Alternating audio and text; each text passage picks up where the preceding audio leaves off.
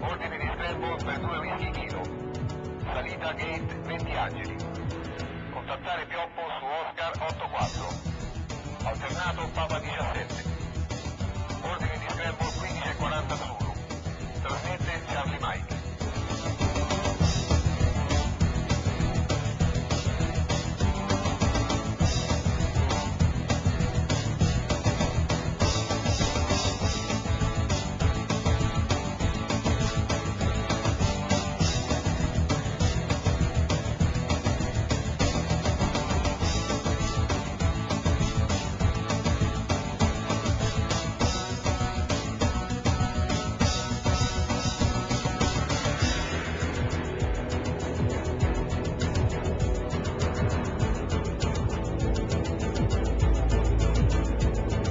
Within the Air Force flight wings, events like this took place again and again. 3 generations of fighter pilots are recognized for the immense role they played.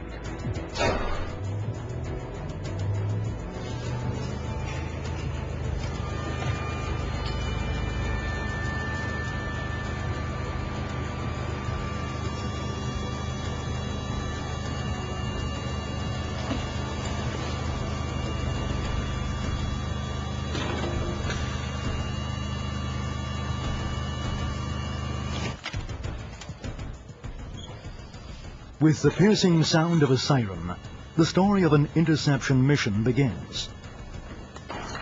And this is how more than 40 years of history began. The history of the Air Force F-104.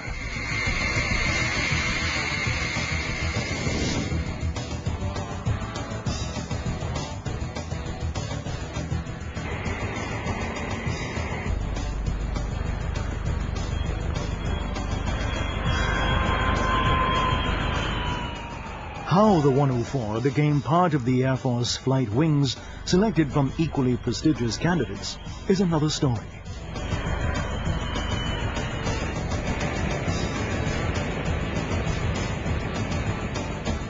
In the early 1960s, a plane had to be chosen that would form the backbone of Italy's air defense. It was a tough decision. Una bella mattina arriva in ufficio il generale. One morning, General Mocci came to my office and said, "Berto, we've made the decision. If you read the morning paper, there's an article that says the Air Force has chosen the F-104G in cooperation with the Germans, Belgians, and Dutch." And I answered, "Well, the problem is solved, Commander. Good luck." The newcomer aircraft already had a good record and an appropriate name, Starfighter. But the Air Wings community soon gave it the nickname of Hatpin because of its long, smooth shape. Its pure aerodynamic lines actually make it look like a rocket or an amiable lit cigar when the afterburner lights the jet. The choice turned out to be a good one, and naturally, the pilots were the first to realize it.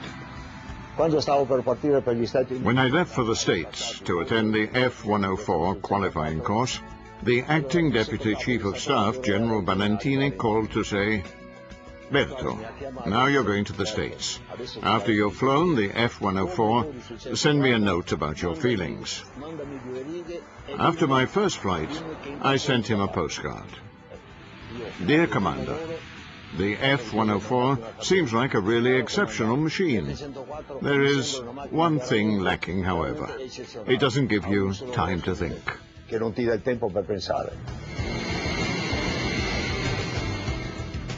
Training was the only possible solution. At first, Italian pilots were trained in Germany, but soon the 20th Squadron, based in Grosseto, with the 2-seat version, began the transition to the trainer variant. The squadron maintained this challenge up until the last pilot was trained, and the whole time the 104 was in the front line. In fact, the DF-104 led to a change in the flight training courses to set the ab initio jet system, as it was called. The 20th was also equipped with a flight simulator, quite a prodigious machine for that time, and certainly an exceptional aid for students and instructors. The newly licensed pilots have better results than the older ones. One of the first indications is the difficulty of accelerating in the minimum possible time to bring the aircraft up to the operational velocity.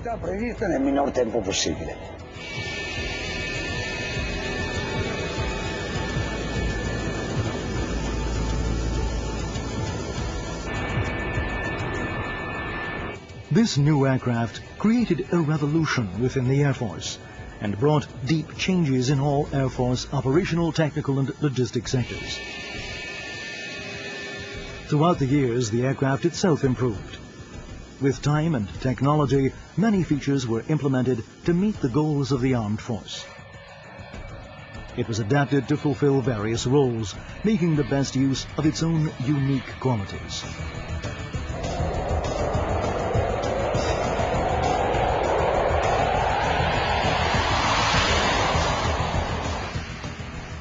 Above all, it acted as an interceptor, the main role for which it was chosen and the one it could still perform today.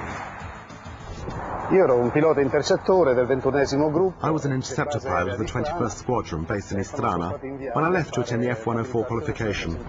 At Yerba Base, I noticed a contrail that was passing over the field at an altitude of about 37,000 to 38,000 feet, and the instructor told me to take off for a ride demonstration.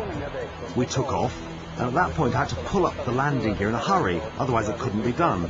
And he told me to look at the trail and pull up. While staring at the trail, I got above it in a minute and a half. There you have it.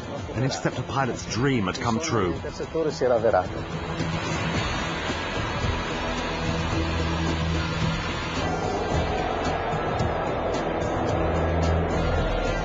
Operations within the wings went on day and night, and the 104 began to get the approval of the pilots.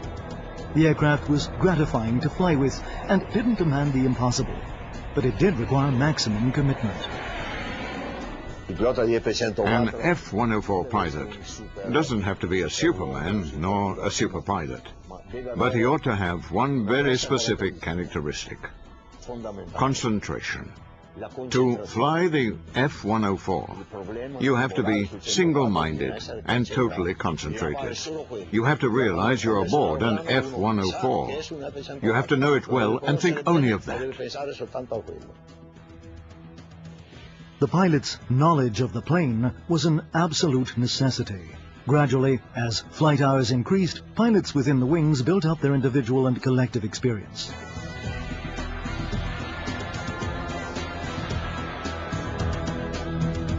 You have to realize that there's no difference between the first 104 pilot 40 years ago and the pilot of today.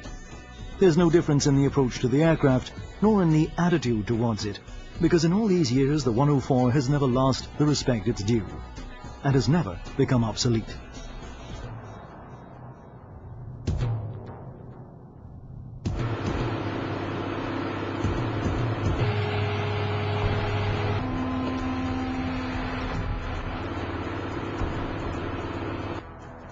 Throughout these years, the thrill of flying a 104 is still the same.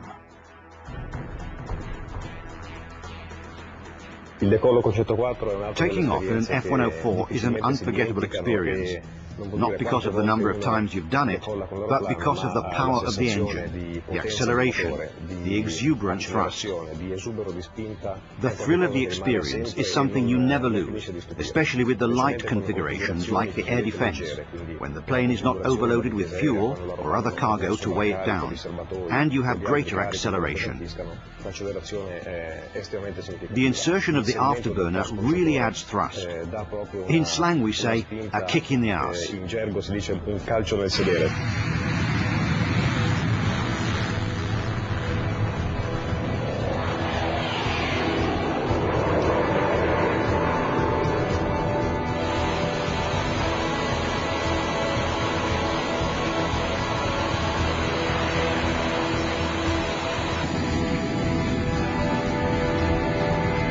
During During its record-setting career, the Starfighter has been used by 10 Air Force wings and 15 squadrons in different roles. As an air defense interceptor, attack striker, and for reconnaissance, and in various versions: the original F104G, the S1, the ASA, and the ASAM, in the ongoing quest to expand the aircraft's utmost capabilities. The Air Force 104's history can be considered a real epic, not merely because of its endurance, but also because of its importance.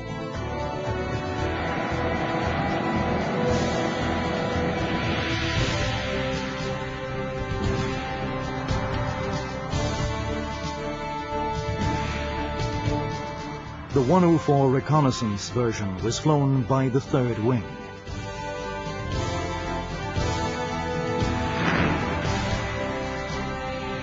The aircraft was equipped with a special pod that held infrared cameras. During the recent Gulf War, it was operational from an airbase stationed in Turkey.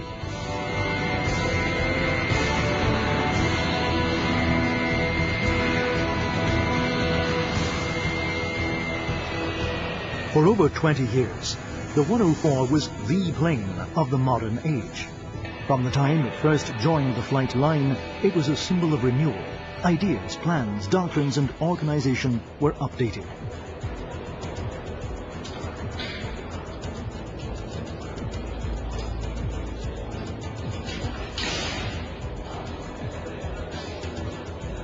The revolution spread inside the technical and logistic areas as well. Full scheduled maintenance and turnarounds were accomplished by no less than 12 separate specialists.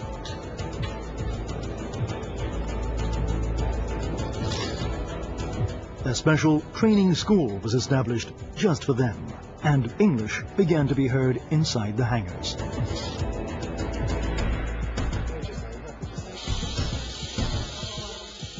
The specialists' identity and role were highly respected, even more so nowadays as they became highly skilled and more professional. Those who work around the F104 feel a degree of superiority. And this happened also to me when I came from a wing equipped with another type of aircraft. The 104, with its noise, its bisonic velocity, and its complex maintenance at both primary and secondary technical levels, gives the specialist the extraordinary satisfaction that maybe other types of aircraft don't.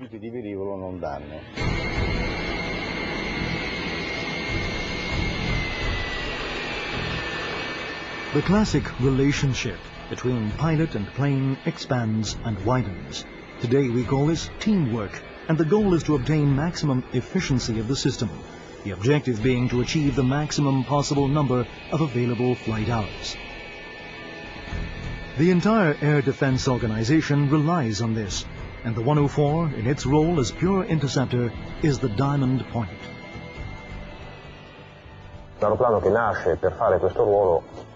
It's an aircraft that was made for this role, and its performance still makes it useful and capable in peacetime for searching and reaching other aircraft, identifying it.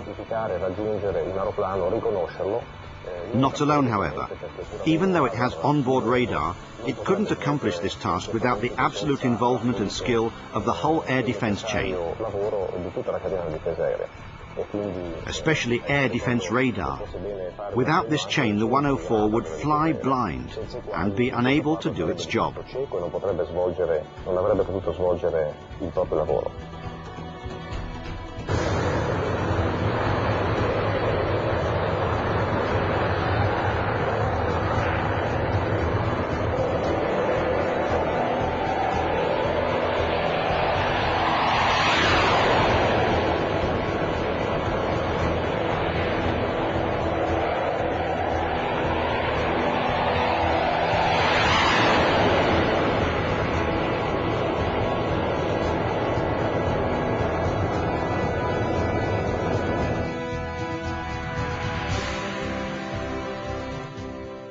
Sometimes, during actual interceptions, with a zoom following a dizzying ascent in a few seconds, the 104 had close encounters with a nearby intruder, detected by the Air Defence's ground or air radar surveillance chain, integrated into the NATO system.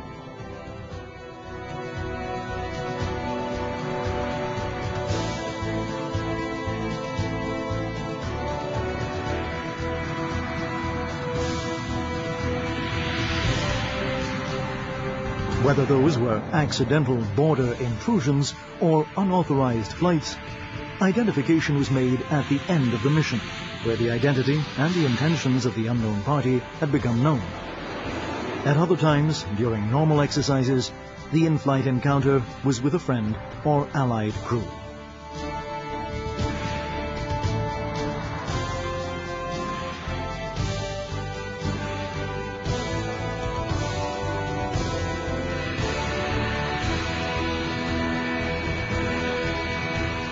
In-flight activity increased drastically as years went by. Maintenance operations have now become daily occurrences without falling into the distraction of routine. Before each flight, the maintenance crew repeats standard signals to the pilot in a highly comprehensive dialogue. They've perfectly mastered a rich, articulate language where even the use of hands and fingers is involved. A unique characteristic among flight operations around the F104 is the pilot's and crew chief's hand movements during the so-called five-finger procedure. They are able to check aircraft surfaces like flight controls, air brakes, flaps, inlet doors, and auxiliary air intake by a simple wink of an eye between them. In questo caso è fondamentale.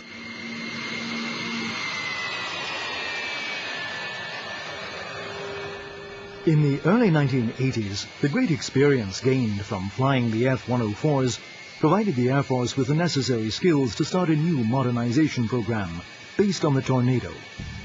Abbiamo cominciato piano piano. Little by little, we began to develop an international mentality, both as pilots and as specialists. Squadron exchange began to go well. Exchanges between pilots, specialists, and aircraft from other squadrons. The European air forces started to get to know each other. We were the forerunners of a new Europe and a new NATO. I sincerely believe this change was good for us, and that it was a necessary milestone for the proper development in military aeronautics that followed. Decades in many wing activities were devoted to the 104. It was natural that the hat pin became the fulcrum of many events. Unusual events, like the speed race in the early 80s. An unusual 1,000-meter runway challenge between the 104 and 3 Formula One racing cars.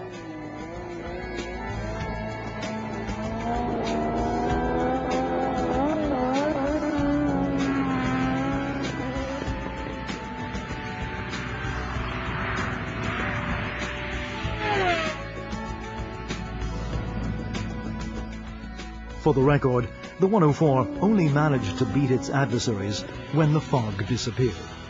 It was possible to fill the aircraft with only enough fuel to take off and land on the same base.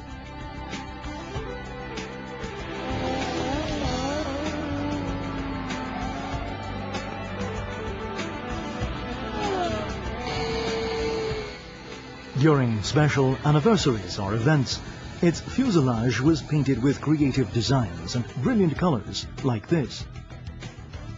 We're not able to show them all, but some are worth remembering for their fantastic imagery and color combinations.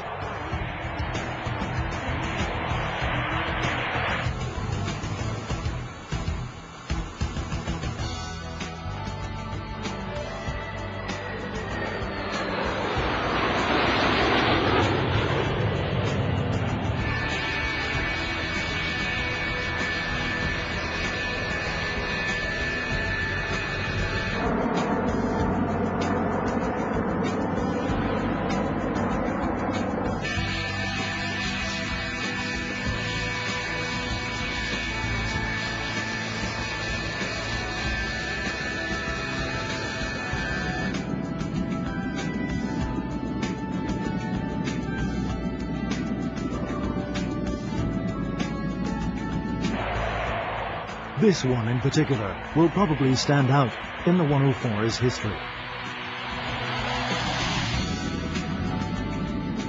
The red livery, white wings and fins with small finishing touches in black. It belongs to the 10th Squadron of the 9th Wing, the one where the 104 would end its operational activity inside the Air Force and the world.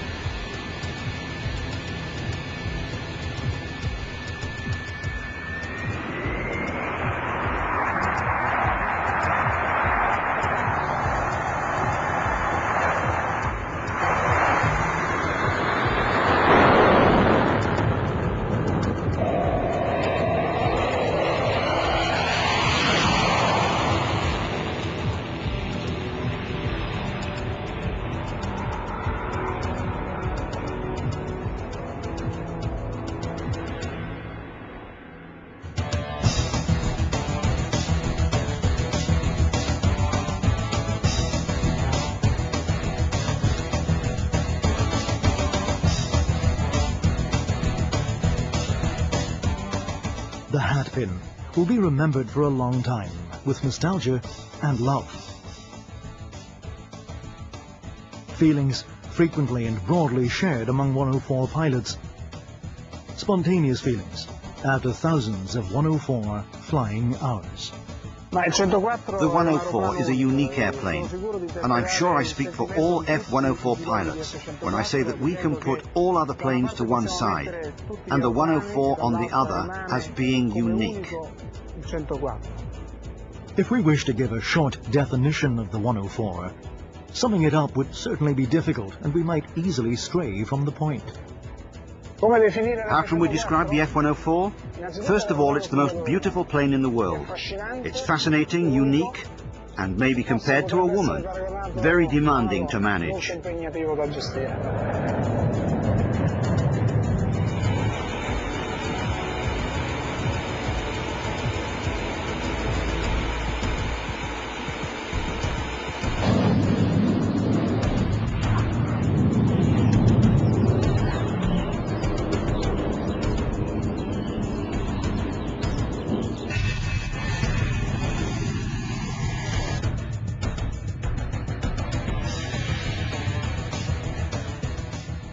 There are some, however, who have other feelings about the 104. The latest young pilots who've had the chance to perform in F104 lineup a considered privilege they know only too well. The feelings a young pilot gets from the F104 are surely pride and awe in the presence of a machine that many remember with nostalgia, and others would love to fly, but will probably never have the chance.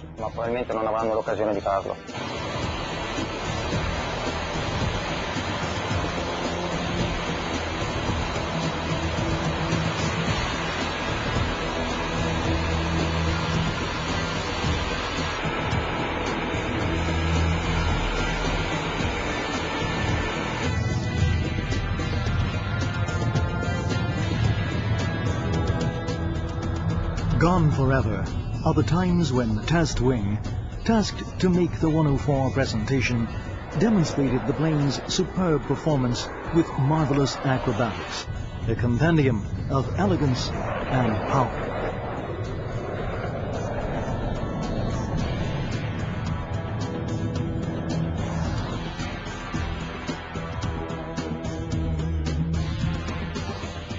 Large formations of F-104s, with their perfect geometry, were stunning in numbers and precision.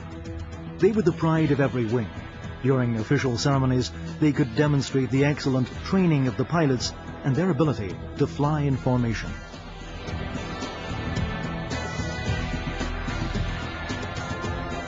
The flight controls required physical effort, constant attention, and sensitivity to the slightest movement. Man and machine had to be in perfect harmony, in sync. The satisfaction of such flights is still alive, along with memories of the difficult tasks.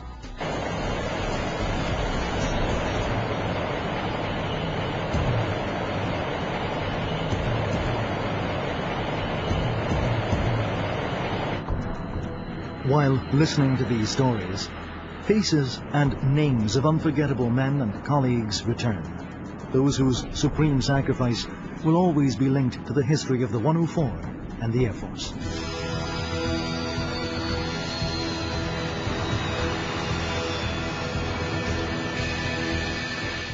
The last taxi to the runway for takeoff. F-104s of the 9th, 10th, 18th and 20th Squadrons. Whilst looking at this scene, who could imagine that the career of those aircraft was about to end forever?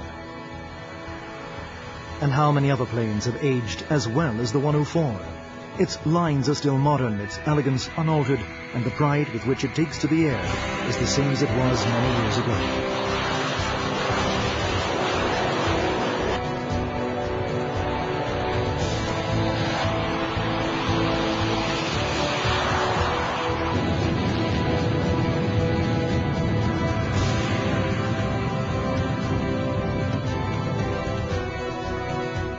There's no more fitting tribute to this extraordinary participant in the long history of Italian military flight than a formation pass with the colors of the Italian flag.